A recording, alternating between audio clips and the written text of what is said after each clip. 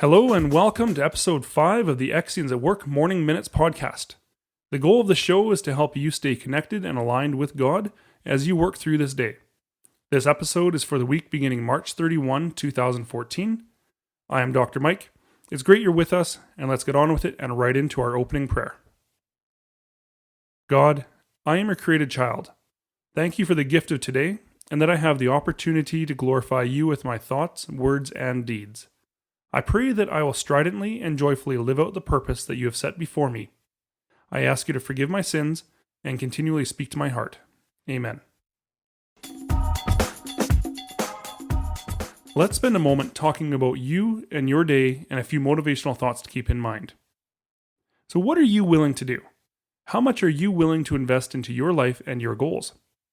Of course, there are some basic table stakes for reaching a goal.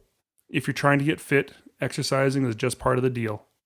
Or if it's a spiritual goal, then there is something like meditation and prayer that just goes into it. And then there's what you're willing to do to stay in the game and see it through.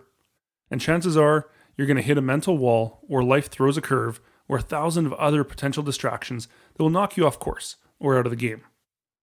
Are you prepared and willing to overcome those eventualities? Or realistically, those things that are certainly going to happen because the path between you and your goal is rarely a straight line. Even if it looks that way at the beginning, it's not straight. And the point is, you need to know if you're willing to do whatever it takes to reach your goal. And if it's an important goal and you believe in it, I bet you are. One of the hardest things we actually have to do in the gamut of doing whatever it takes is actually doing something at all, especially when it's a difficult first step. It's far too easy for us to procrastinate, to get stuck, to delay, to overthink. Hey, the only way to dig a hole is to start shoveling. And chances are, you're like most people and don't enjoy shoveling that much. I hear the Army has a phrase, embrace the suck. It means the task is going to suck, but how you approach it makes a world of difference. You can whimper and whine about it and drag it out, or like the Army says, you can embrace it and get through it. I come across this need to embrace the suck whenever I'm doing my teaching duties and have assignments to mark. They're not my favorite thing, but they are necessary in a couple counts. The most important one is that I have to assign a grade at the end of the term, and the validity of that grade matters to the student, to the university, of course to me, and possibly future employers of our graduates. So I could whimper and whine about marking exams and essays and make the whole thing a ridiculous suffering. Or I could do what I do, which is to find a couple ways to embrace the suck. So, for example, first, I reposition the task to one that has real benefit for me.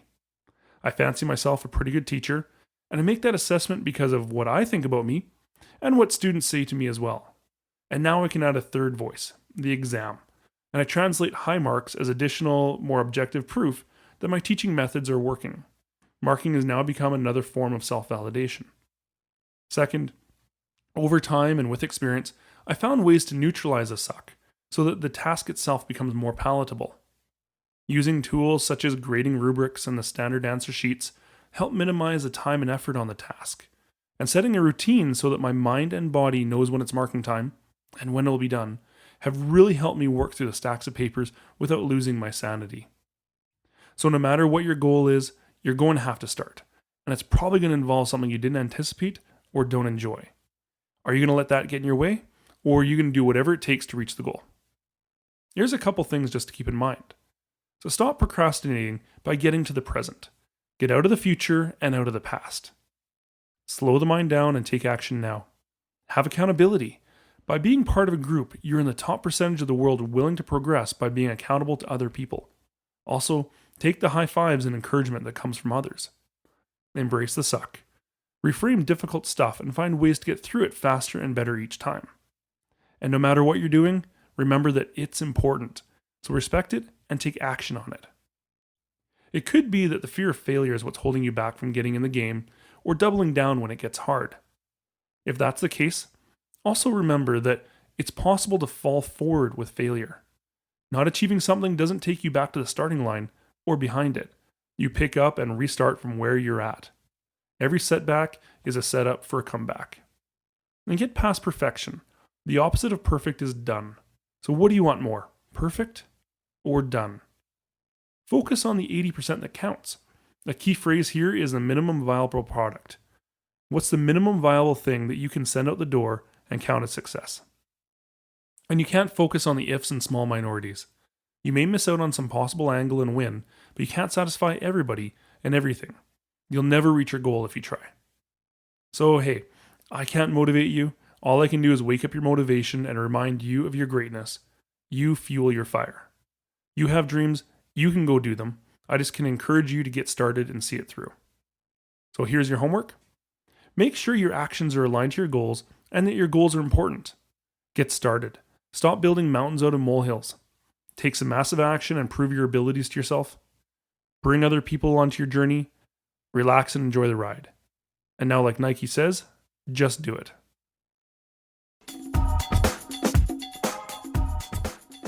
Christian Living Step Work is a simple path based on Christian recovery groups that provides a solid foundation for Christian living in today's difficult world.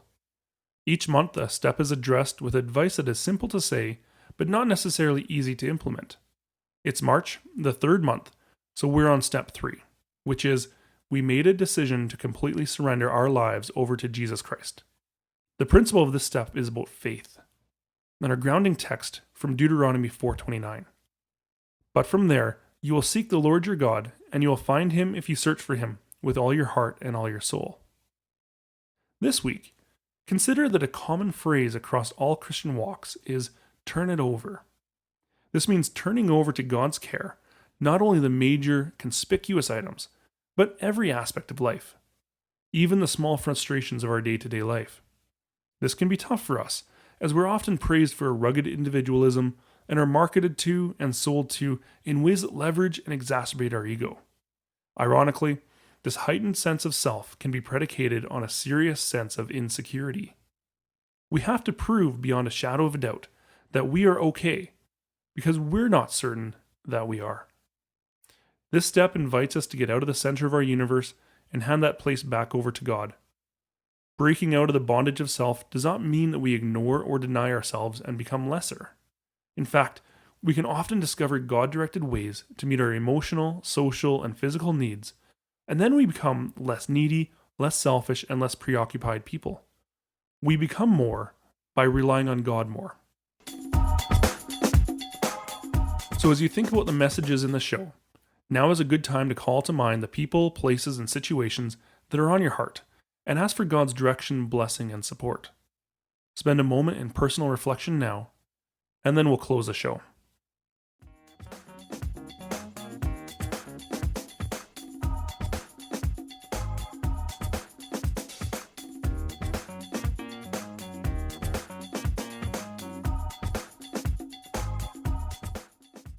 Let's close in prayer.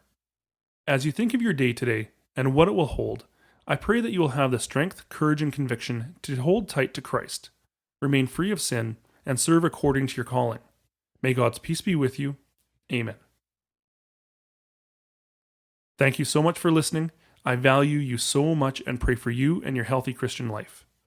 For more ideas on living Christian and for witnessing at work, visit XiansAtWork.com for resources, podcasts, and link to our Facebook community of believers. A transcript of the show is posted on the site. Just go to XiansAtWork.com/MMShow05. You can also email me at drmike@XiansAtWork.com or follow and connect with me on Twitter. My handle is @XiansAtWork. If you like what you heard today on this free podcast and want to do something nice, go to iTunes and leave an honest review and rating. 5-star ratings help us rise in the rankings and be more visible and accessible to people like you looking for a boost to their day. So that's it. Show is over. We're all done. You know we're called to be salt and light, so go shine and be known. Today's show was brought to you by Supernatural Airbrush. This is a curated site helping airbrush artists develop their skills and their business. You can visit the site at www.supernaturalairbrush.mycreativehq.com. Supernatural Airbrush is also a digital missions initiative of XiansAtWork and is finding new ways to get the message of Christ to pre-Christians through digital means.